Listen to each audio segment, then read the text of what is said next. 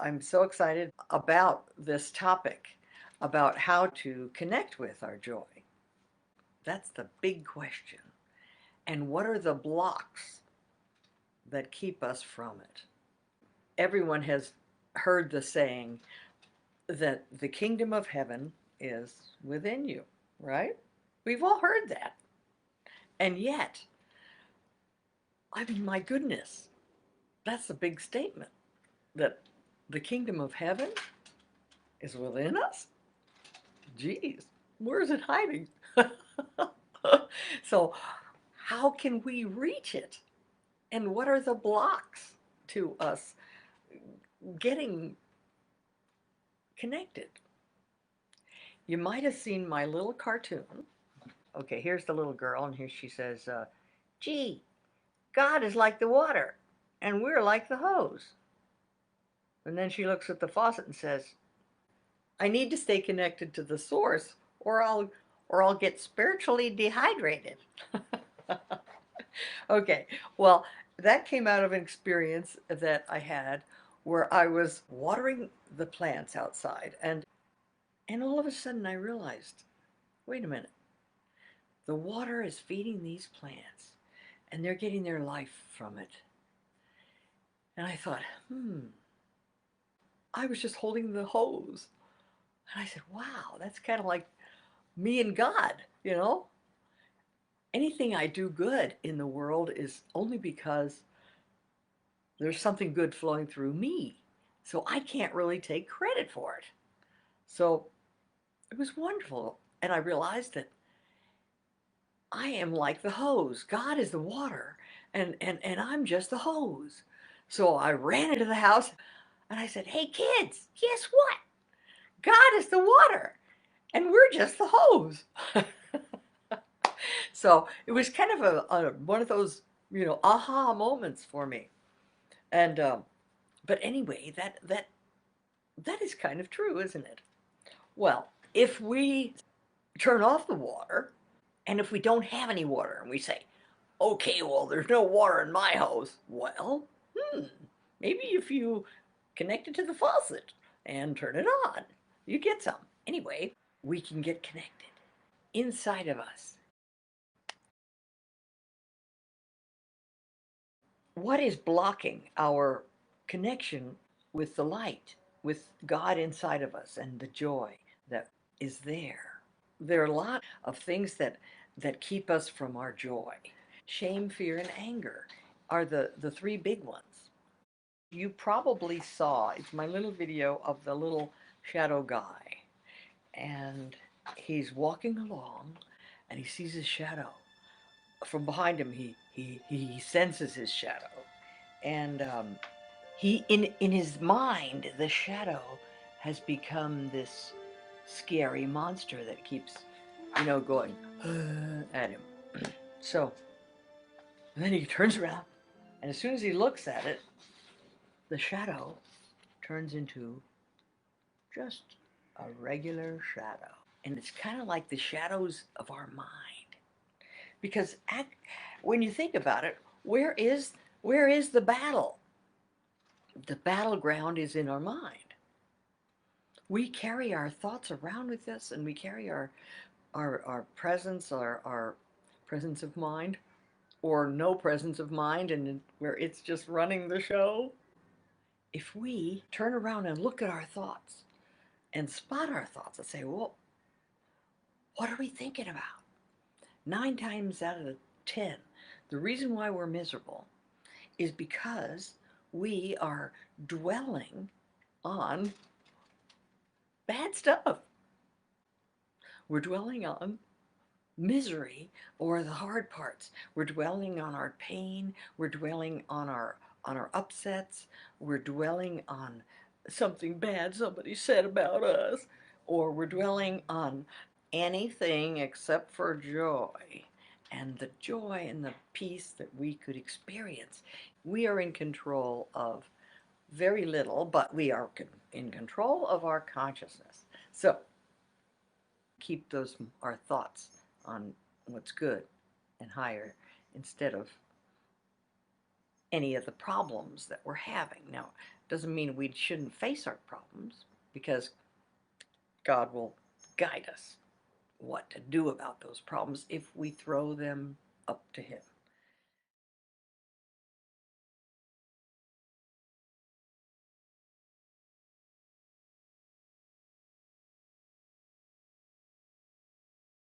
So, what is blocking your joy? Holding on to old hurts. Whatever we're clinging to in our mind, this is what we're carrying around with us. One of the big blocks that keeps us in a trap is blaming others for our misery.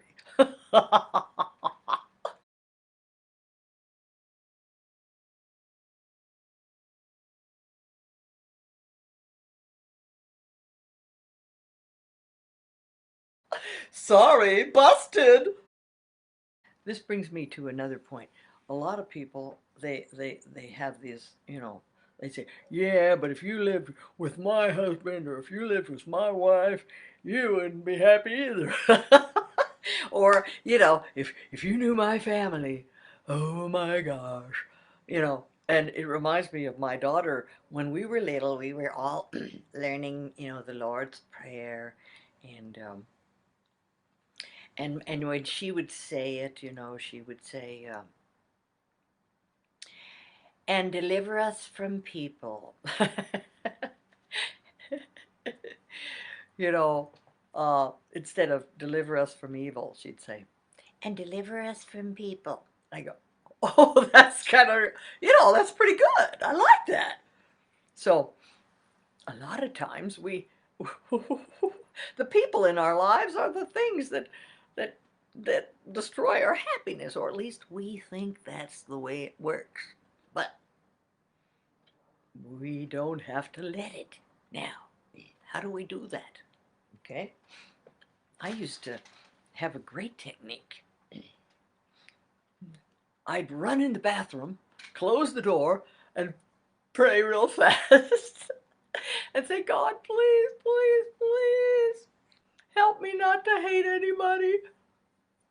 And help me, Lord, to help me to remember you. Help me to hold on to you and hold on to the joy. And so then I could grab hold of my joy again.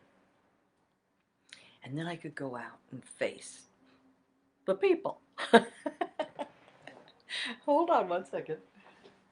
I get so excited that my eyes start to tear, but it's tears of joy.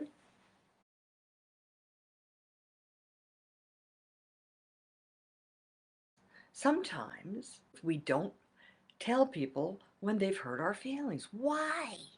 With people that are your loved ones or like your family, people that you know they're not going to kill you. Well, why don't we tell them that they've hurt our feelings? A lot of it has to do with fear, our fear of what will happen. And you think, oh, one more person who thinks I'm a nobody or whatever. When you get your feelings hurt, check. Did they mean to hurt our feelings? Are they going to laugh in our face and say, ha ha ha ha, I meant to hurt you? Is that what we're afraid of? Or are we afraid that they'll think, oh, don't you know that it's dumb to feel that way? And this is where we need to ask for clarification. Instead of clamming up, ask a question. Two things could happen, right? One is that you find out that they really don't care about your feelings, in which case, what are you hanging around them for? If they're not really a friend, if they don't really care about your feelings. Communication. That means don't assume. If you have any doubts, don't assume that you understand. The word assume is interesting because if you assume something, sometimes you're making an ass out of you and me. So you might have heard that already, but it's very good to remember, because anytime you're in doubt whether the person meant to hurt you or not, just say, hey, did you mean to say that blah, blah, blah? As it felt that way when I heard it. We need to do a reality check.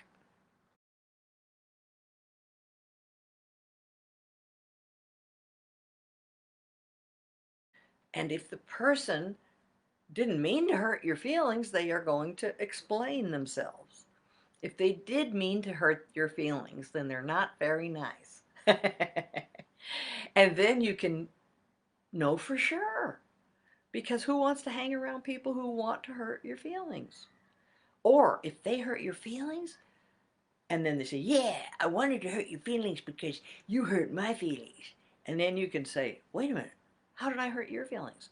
And at least you can start the communication going. And maybe you guys can work something out. So that would be very helpful. Why do we hear the wrong thing? Or something that they didn't mean? This is called dysfunctional listening. Now, how does that happen? A lot of times we've been hurt when we were little kids. So we learn to shut up. People laugh at us when we cry. People shame us and say, oh, you. And they make us feel small. So after a while, we don't want to tell them anything. So what do? When somebody says something that could be taken maybe two ways, we think, oh, were they laughing at me? People can innocently say things that hurt you because you're listening through all the pain that you've gone through in the past. All these things are in the way. Any new experience comes in and goes through all of our bad experiences that we've had before. And and then we can wrongly interpret it and think that they did it on purpose. They might have hurt our feelings, but maybe they didn't mean to.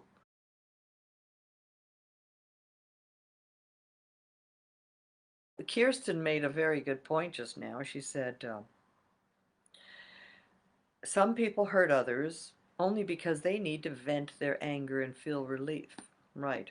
So they feel relief and you feel terrible after they get a chance to relieve themselves all over you. That is one of the reasons why we need to learn tips and techniques, tools that you can use to construct a stronger life with peace of mind. We are in charge of ourselves. Now, one of the things I wanted to remind you of is the three C's. Everybody who has had the problem of somebody in their life that's making them miserable, and I'm sure you have all been there at some time or other, at one point or another. Remember this: the three C's. You didn't cause them to be the way they are, even if they say it's your fault. Two, you can't cure them. That's their responsibility to cure themselves of their own misery. And three, the third C is control. You can't control other people. You can only control yourself. So if they freak out, if they blame everything on you, then remember, it's kind of like that lovely poem by Rudyard Kipling, the one called If, where he says, if you can keep your head when all about you are losing theirs and blaming it on you, then you'll be a man, my son. Well, something like that. But you'll have control over yourself. It was a secret that he was revealing to the world. That's the thing, the three C's. You didn't cause it, you can't cure it, and you can't control it in other people. You can only do that for yourself. So find your peace. Now, that's the big thing. How do you find your peace? It's, what do they say? The kingdom of heaven is within you, right? So you have to go inside. You have to spend some time alone. You know, a lot of times we're afraid to be alone because it's painful. We start feeling all those pains that we were ignoring. And inside of us, because we have a backlog of whatever pain we've experienced in our life, if we don't deal with our pain and to heal our pain, then we will continue to stuff it. Now, what happens when you stuff your pain? If you stuff your pain, it's always going to come back, no matter how you try to avoid it. If you're, people avoid pain by running to pleasure. Oh, I'll just watch a movie, and try to forget how miserable I am. But that pain is still there. How do you get rid of the pain? You can't do it yourself. You can do it by yourself, but you need divine help.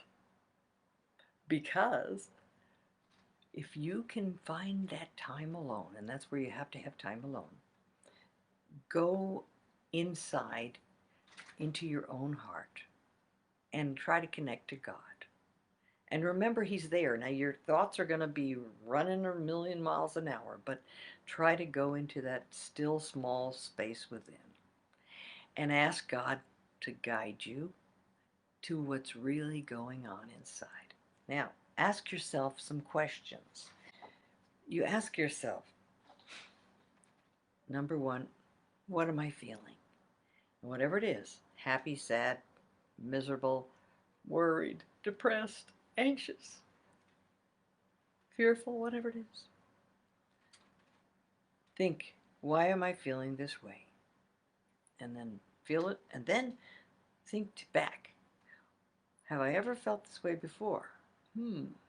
Because as you go into that feeling, you'll get deeper and deeper and deeper. And then you'll get to the point where you remember where that feeling actually started. When was this first time I ever felt this way?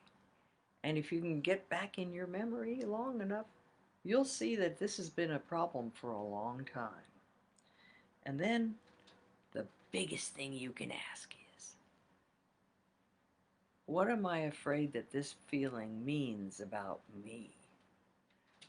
Because a lot of times it's a feeling that makes us feel bad about ourselves and makes us think like, oh, it means I'm not very good, or it means I did a bad thing, or it means that I'm really not good, or blah, blah, blah. Well, what are we supposed to do with those mistakes? Well, some people some people go to confession. Some people try to do good deeds to make up for it. But in any case, we have to relinquish them and ask God to forgive us. And once we can find the that truth of that feeling and relinquish it to God and say, God, I'm so sorry. I was such a bad person. I don't know I did. Why did I do that? God's light will always dispel the darkness. So, anyway, get rid of the darkness inside of you by allowing the light to shine in. Once you do that, you can go into that part of your feeling and reveal it to yourself, to God, and allow that feeling to come out, because there's no way around it. The feeling will be there until you go through it. So you have to feel all those feelings, however horrible they are. And then whether you have to cry or whatever to get rid of them, offer them to the light. Because all those feelings are bottled up inside you, like the darkness hidden in my hand.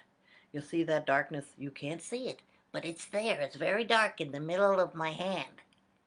And all I have to do to get rid of the darkness is, poof, open my hand. to the light. And all of a sudden, that darkness, where is it? It's gone. So, anyway, it's as simple as that. You can do it. Anyway, we have other things to discuss, but this is just the beginning of the deeper issues that we can cover, and different techniques that you can get rid of the blocks to your joy. The biggest thing that you can do when you start having negative thoughts, like, oh, they don't care about me, or why didn't they call, or, and when you're worried, all wrapped up in your problems, remind yourself you have the Spirit of God within you. In fact, you wouldn't even be alive if it wasn't for God in you, because life is God. And to love life is to love God. Now, Tolstoy said that. I'm not inventing that, but it's true.